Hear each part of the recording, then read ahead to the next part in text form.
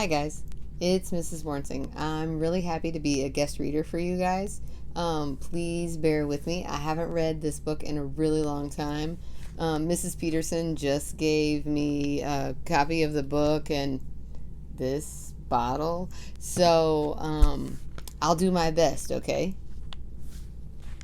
The Grand High Witch stood at the very center of the platform, and those dangerous eyes of hers traveled slowly around the audience of witches, who were still sitting so meekly before her. "All those witches over 70, put your hands up!" she barked suddenly. 7 or 8 hands went up in the air. "It comes to me," said the Grand High Witch, "that you ancient ones will not be able to climb high trees to search for Gruntel's eggs." "We won't, your grandness. We are afraid. We won't," chanted the ancient ones. "Nor will you be able to catch the crab cruncher who lives high on rocky cliffs," the Grand High Witch went on. "I can't exactly see you sprinting after the speedy cat springer either,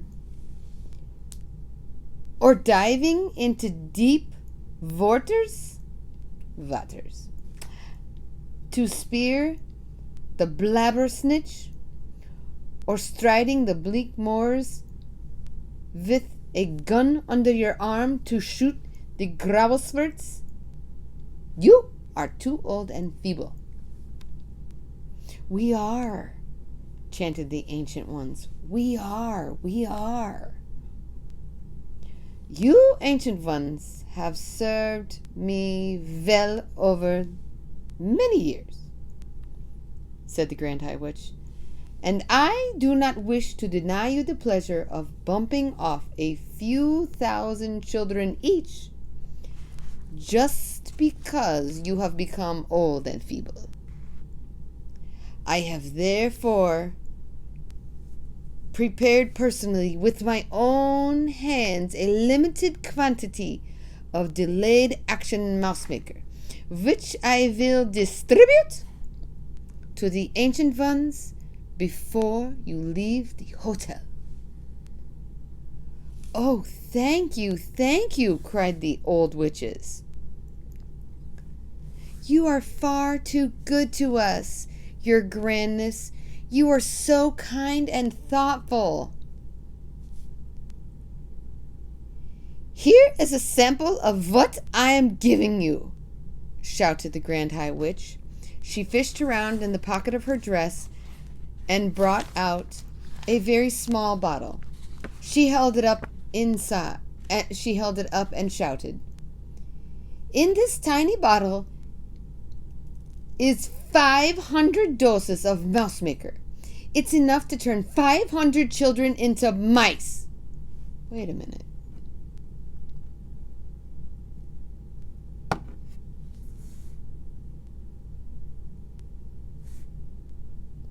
I could see that the bottle was made of dark blue glass and that it was very small, about the same size as the ones you buy at the chemist with the nose droppers in them.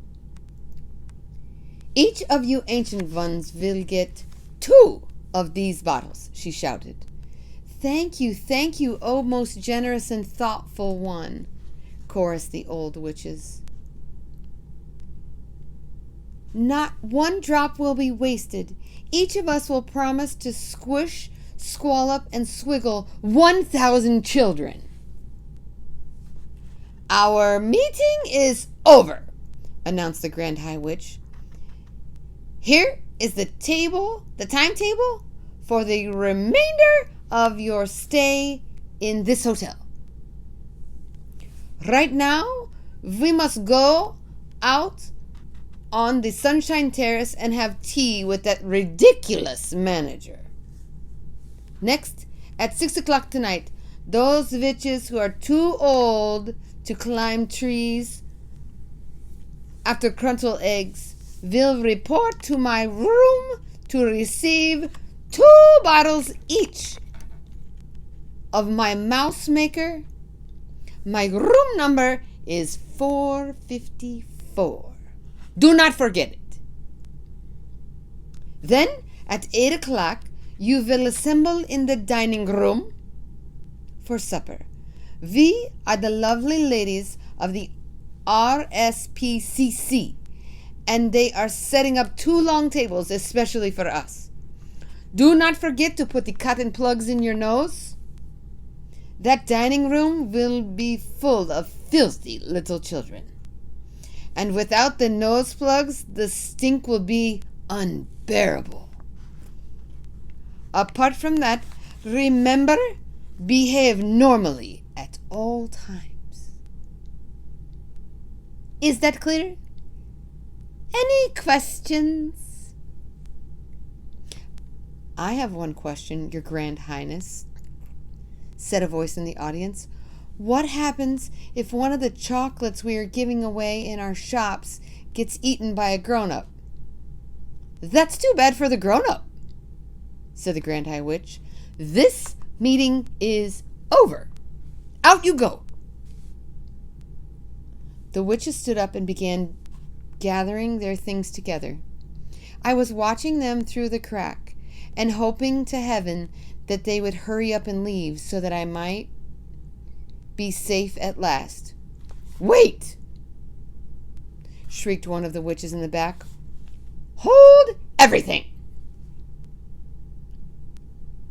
Her screeching voice echoed through the ballroom like a trumpet. All of the witches suddenly stopped and turned and looked towards the speaker. She was one of the taller witches, and I could see her standing there with her head tilted back and her nose stuck up in the air. She was sucking in great long breaths of air through those curvy pink seashelled nostrils of hers. Gross. Wait! She shouted again. What is it? The others cried. Dog droppings, she yelled. Just then, I got a whiff of dog droppings. Surely not, the others shouted. There couldn't be. Yes, shouted the first witch. There it is again. It's not strong, but it's there. I mean, there's definitely something not too far away. What's going on down here? Shouted the Grand High Witch, glaring down from the platform. Mildred got a whiff of dog droppings, Your Grandness. Someone called back to her. What rubbish is this? Shouted the Grand High Witch. She has dog droppings on the brain. There are no children in this room. Hang on, cried the witch called Mildred. Hang on, everybody. Don't move. I'm getting it again. Her huge curvy nose holes were waving in and out like a pair of fishtails. I can't do it. It's getting stronger. It's hitting me hard now. Can't the rest of you smell that? All the noses of the witches in the room went up in the air, and all the nostrils began to suck and sniff. She's right, another cried. She's absolutely right. Dog droppings it is, strong and foul. In the matter of seconds, the entire assembly of witches had taken up the dreaded cry of the dog droppings. Oh, dog droppings, they shouted. The room is full of it. Pooh! Oh, pooh! Why? Why do we not smell it before? It stinks like a sewer. Some little swine must have hidden not so very far away from here. Find it! Screamed the Grand High Witch. Track it down Rootle it out? Follow your nose until you get it.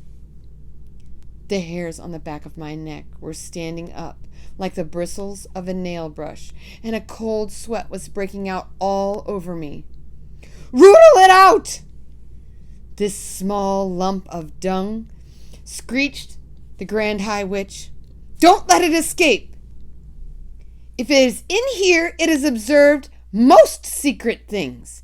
It must be exterminated immediately.